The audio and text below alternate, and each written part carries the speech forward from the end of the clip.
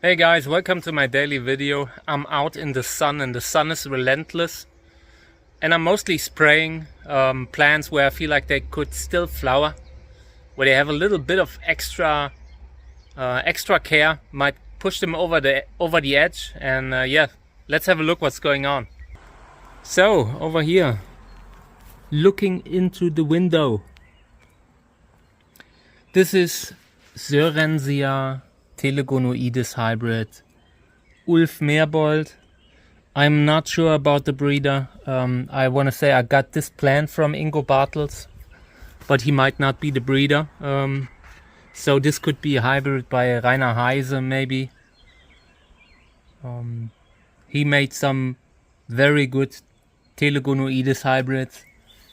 And yeah, I like it. I love it. Last year we got seeds from it. And yeah, I mean, it would be pretty wild if we wouldn't be able to at least pollinate one or two of those flowers. Feels great. This is a beautiful hybrid. I like it. And the telegonoides body, I've said it in the previous video, but it's just an interesting kind of body. You look at it, and it's a bit like Candicans, but it has more ribs and a rather unique way to form the tip. It looks interesting. So in the future we might have to cut the video short a little bit. Yesterday's video was ended abruptly because the camera got too hot in the sun. So we already have the first problems, the first technical problems.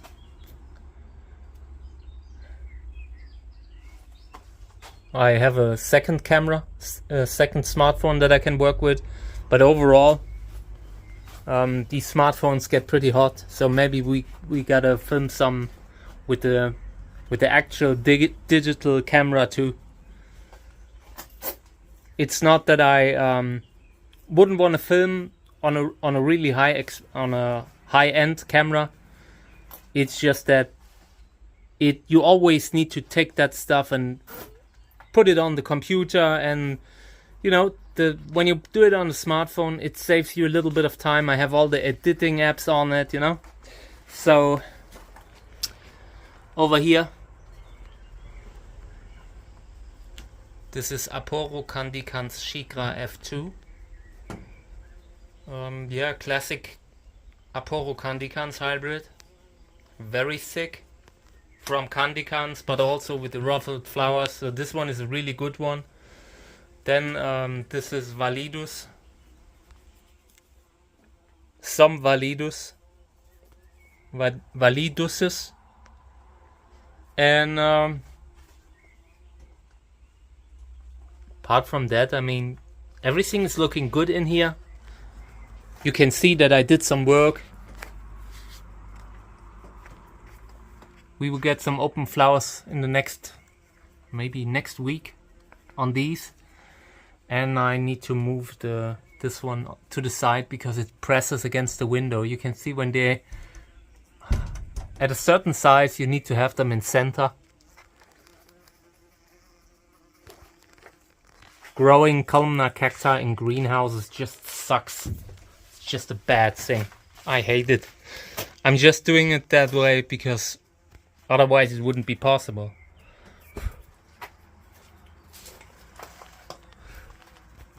Okay, then this one here. This will be interesting. I'm really looking forward to seeing the flowers and how tall they are. Because these are very slender. Could still have a huge flower. Sometimes you don't see it on the plant.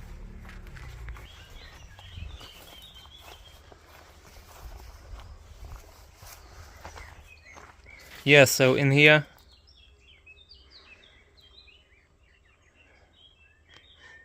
it's all well.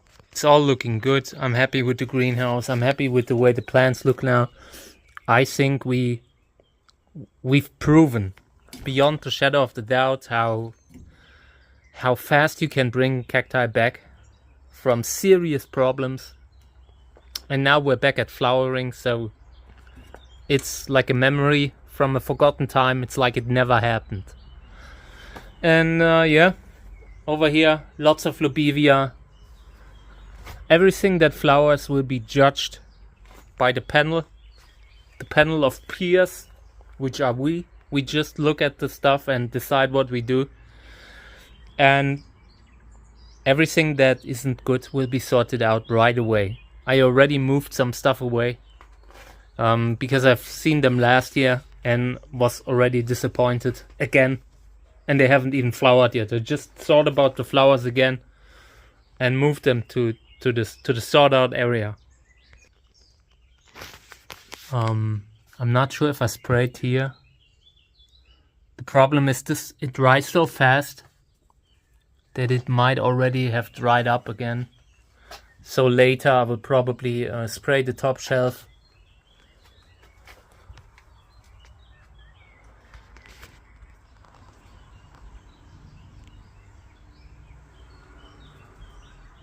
There's a lot of flowering going on now suddenly. Seen it on a lot of plants where I didn't see it at first. I just wish we could get the Tulhuaya Kansas to flower, but it doesn't look like it. So now the next step is to repot the plant. It's just it's a graft, and the pot is really small.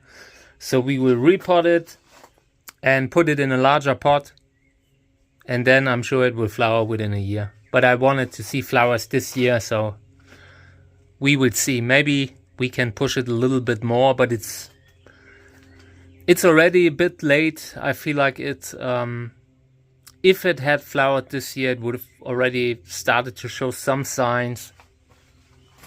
But who knows?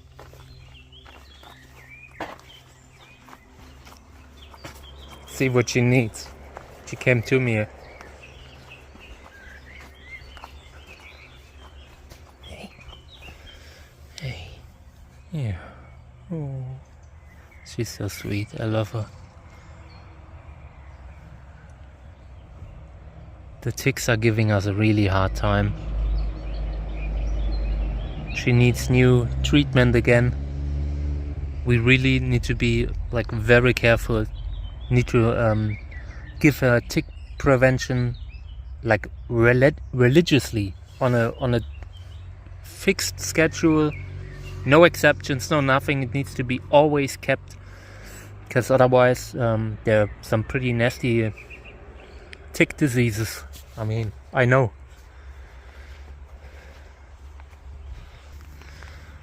Yeah, and then here, I mean, I sprayed them all, so they will look good.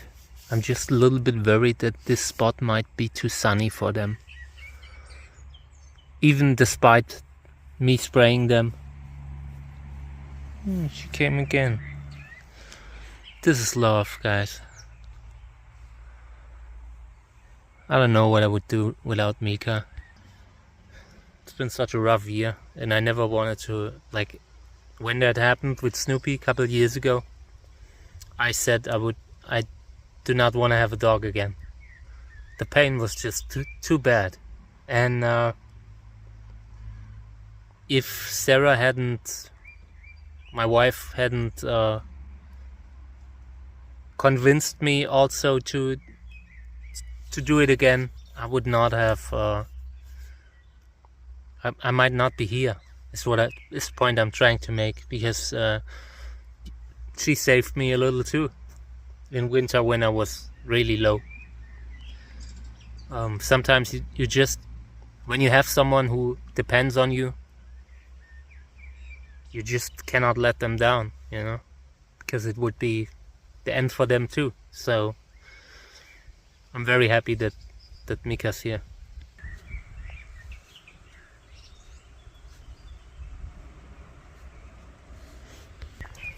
So over here, yeah, I will use this area for the columnars. They are a little bit more sensitive than the... Is it broken? No, I think not.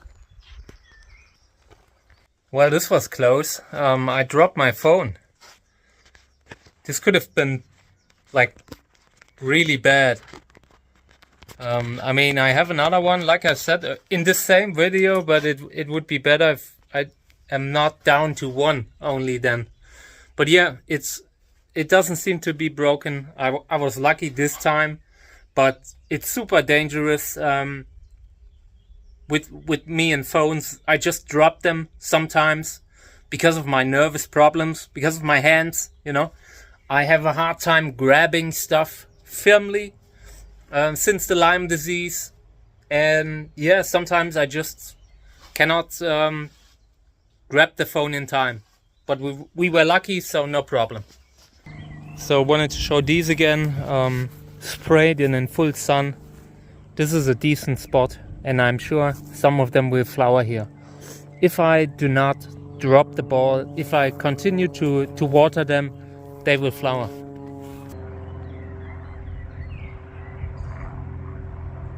Well, okay, so here, this looks pretty good. This will be a colorful flower, I can already tell you that. Looks like yellow, yellowish, orangish, I'm not sure. We will find out together when it's opening up. In here,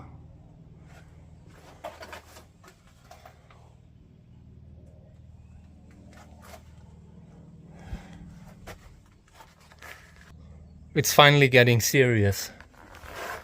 So yeah, I will now take my phone inside. I want to check it again. Want to make sure that there's no broken display below the foil that I put over it. But I really gotta say, the stuff that you put over the display, that kind of glass, that's really good. Without that, I would have broken this phone a few times already.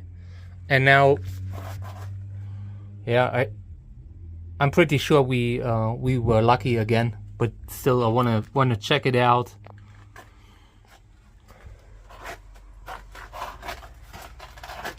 Yeah, okay, so that's the situation right now. Still not so many flowers open. Easter parade. Let's have a look at Lobivia winteriana. Maybe we can get something from that one. Oh, by the way, check this one out. A few spots, because we almost lost it, but I'm sure it will recover. This is a nice body. Skin discoloration, skin problems never bother me. It's a thing that we can get under control within a year or two. Of course, you need to be careful. Some stuff is infectious, but apart from that, you know, skin problems are temporary. And here's Lobivia winteriana. Let's see if we were able to pollinate something, but it doesn't seem like it. Yep. This one seems to have failed. This one definitely has failed. This one too. But yeah, with the pollen we had, we didn't have a lot of good pollen in the beginning, so we will get started. Okay, so this was my video for today. I just want to talk a few things through. What I'm doing right now, it is mostly about fine-tuning. We already did a lot of watering, but right now is still some time to positively influence the season. Right now, if you water right now on a regular basis and a little bit more often than usually, you can give them a little bit of extra energy, a little bit of flower power that they need. And therefore, I'm currently still watering a little bit here and there, maybe once a month. They are outside, so it's not a problem most of the times. The plants are growing the fruit, and you water them just enough that they have enough energy to grow their fruit. But from the moment on the pollination is done, you have done your job most of the times. I mean, of course you need to be careful that the fruit doesn't dry up, that the flowers don't dry up. That's always, you always need to look at the flowers, look at the plant and how it progresses. If flower buds stop developing suddenly, there's a reason for it. It could have been too hot. They could have not gotten enough water. there are so many different things that can influence flowering, and if a plant gets into a situation where it needs to protect its own health, then it will prioritize that over flowering. So yeah, and I'm just waiting for the flowers to open. Tonight we will get the first ones, and then I will start recording videos. We'll do separate videos for most of the good flowers, and yeah, maybe a live stream, I decided.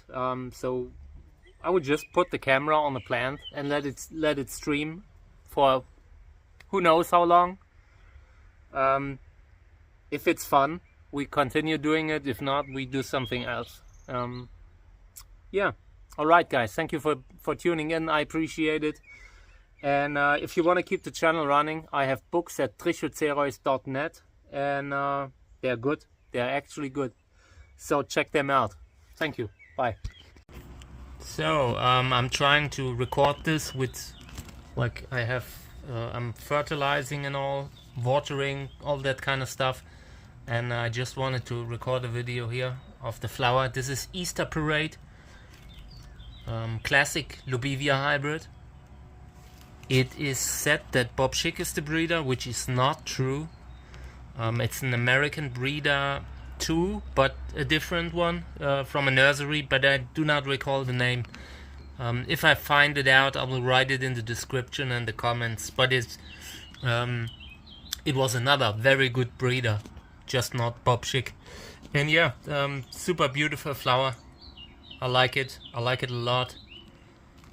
Yesterday the other one didn't open properly, but this one did. Very happy that we can maybe do something with it.